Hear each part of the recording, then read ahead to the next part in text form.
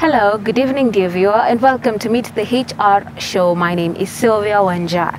Now, most of you have heard about accounting, and there's so many myths that are tied to it. Oh, accounting, maths, mingi. Let's confirm that today. We are here at Cypress Park, and we are joined by Mr. David to give us more insight on what accounting is all about. Karibu sana, Mr. David. Thank you. Okay, introduce yourself to the viewer and tell them what you do using that camera right there. Good evening, viewers. Hello and welcome to this program with the HR. I am David. I'm a career accountant, professional accountant with the title of a CPA. Currently practicing as a business consultant. That is after garnering experience of 16 years plus in this field. Welcome and let's learn together. Yes. 16 years is a long time. Huh? You've really navigated the industry. Yes. So you have the nitty-gritties that we need for this show today. So was it your childhood desire to pursue accounting? Apparently, no. I just found myself in the field. Yeah, what did you want to become while you were younger? I'm curious. Okay, I hope you not get shocked because I wanted to be a journalist. A journalist?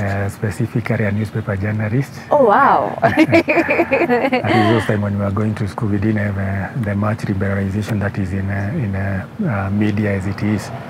So you were only looking forward to work for the Standard and Nation and all that. And the rest, anyway, I found myself in this path. Yeah. Largely or basically owing to my performance at O level, because I passed very well. And then I was a good performer in mathematics and languages, which are the basic considerations for you to pursue accounting as a course. Yes. And how did your parents react to it? Were they okay with you doing the course? Yes, they were okay. In fact, to be very frank, I was pushed into the career by my dad, who didn't want me to wait until, during those times we used to wait for a year after your O level before you join campus. So he decided rather than stay at home, just do some course somewhere as we wait for that time. And that's how I found myself pursuing a CPA. And the rest is history. That has become my path. Now, this CPA, I've heard it with a lot of people. Oh, CPA 1, CPA 2, CPA 3. What is CPA and what does it involve? CPA is in issues, is a connotation for certified public accountant.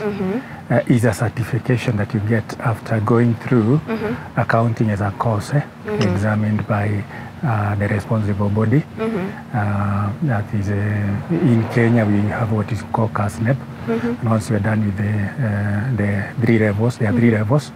Once you're done with the 3 levels and you pass well, then you're given a go ahead to become a professional, which is also at your own volition, because you have got to go and register and also pay for membership of a professional body called ISPAC.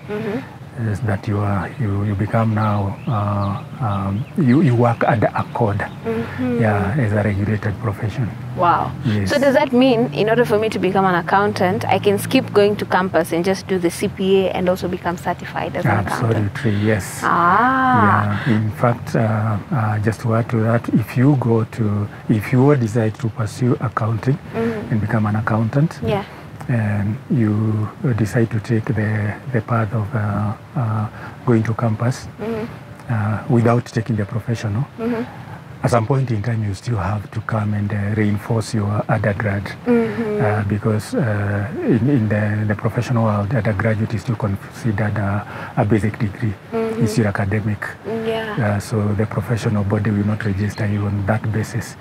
You still have to pursue this other course, of course with the advantage that you get a few exemptions here and there.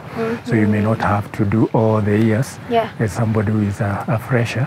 So you might take maybe like in the whole 18 units, you get to do about 9 units. 9 units out of 18. Yes. That is after you have the undergrad in accounting. Yes, after you have your undergrad. Okay, so take us through your journey. After fresh off high school, you got into CPA. Yes. And then what happened? So what I did when I started CPA, I did my CPA, I passed well. Before the year ended, when I was supposed not to be joining campus, I was already in level 2. And now in level 2, according to me and maybe the wisdom at that age, I thought it was much wiser to pursue the remaining 2 years and go out there and begin making money as opposed to investing some 4 years in campus. And that's exactly what I did. So I continued with CPA, and actually before I could complete, I was out of class and into the job market. And I tried knocking a door here and there. So for about 2 years, I could not get an accounting job per se. So I was doing other things. But after some time when I got the job, then I went back to school and I finished the course. And now in a university? No, I still had not finished my CPA. So I had one more unit to pursue. That's so what I did after now I got the job. Yes. Wow, guys, that is very interesting. You've talked about during the 2 years when you were job hunting, you didn't just sit still, right? I couldn't. There were some other things that you were doing. So that is a call for you, young person out there. Despite the fact that you've completed school and you don't know which path to take, don't just sit still, right? There are things that you can do. Find something that your hands can do, and while you're still hunting for the job, and when time comes, it'll find you at least somewhere in life, not just at a standstill because you can't find a job.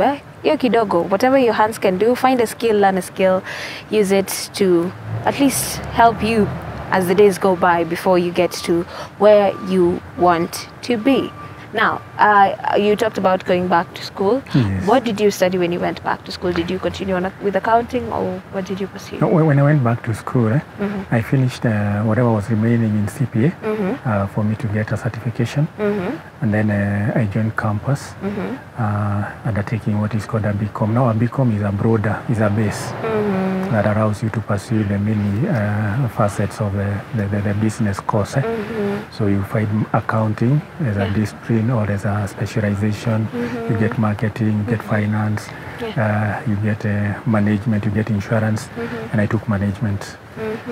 So that one now coupled with my professional course is what I've used to scale up my career path to where I am today. Now they're complementing each other. Exactly. Wow, that is beautiful. And when it comes to accounting, is it true that you have to be good in mathematics, or it's just a myth? Well, absolutely. That's an absolute truth. Accounting is just purely, I think it's about 98% of numbers. So you'll be cracking numbers from morning perhaps up to evening. So you must be good in maths. There are no two ways out. There's no shortcuts. No shortcuts. You either have to love maths or just love maths. You just love maths and love maths, and there is no other way. Because at the end of the day, there is nothing like guesswork in accounting. You've got to provide an answer. Yes. And do you have to be passionate while pursuing this course, or you can just do it for the money or just to get by? Well, what I would say, it will take passion to pursue anything. There are people who have done it for money, but at the end of it, or at the end of the journey, you still find that you want to divert. You want to go back to where your passion is, because passion is a fuel that drives us to the place that we are destined to be. So if you took it, or you took any other thing for which you are not passionate about, whatever you get can only be short term. It's about money. It will be short term, but it's fulfillment that comes with pursuing something that you're passionate about, that you have an inner, that inner passion. Yes. Guys, I hope you're listening to this. You have to pursue something because of passion, not because there's good money in it, or because you will shock the people in the village because you're studying a big course. Just do it because you're passionate about it. You'll feel the fulfillment from within you and the inner self-drive to keep pushing yourself even when days are tough. But if you're doing it for the money, it's only going to be short-term. So, do you think, can you describe a day in the life of being an accountant? It will be two things. It will be one exciting and boring at the same time. It sounds funny. Exciting and boring together? How? At the same time. Okay. It will be exciting. Yeah. Number one, because you're looking for solutions. There are times that you have chores or activities that you need to crack. Some of these, sometimes you find yourself you get what you call adrenaline rushes as you try and crack the math. Yeah, and when you crack the math, it's normally very exciting and fulfilling. Yeah. However, as you carry along, accounting becomes more of a routine job, where you keep doing the same thing. What you do on Monday, what you do at the end of the month, you do it over and over again. So it becomes boring at some point in time, and much more, especially depending on your personality. There are people who cannot pursue accounting as a course because there are people you cannot station.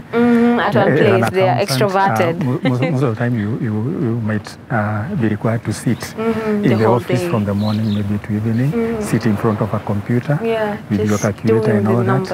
And there are people whom you can't contain. So you find that it becomes boring.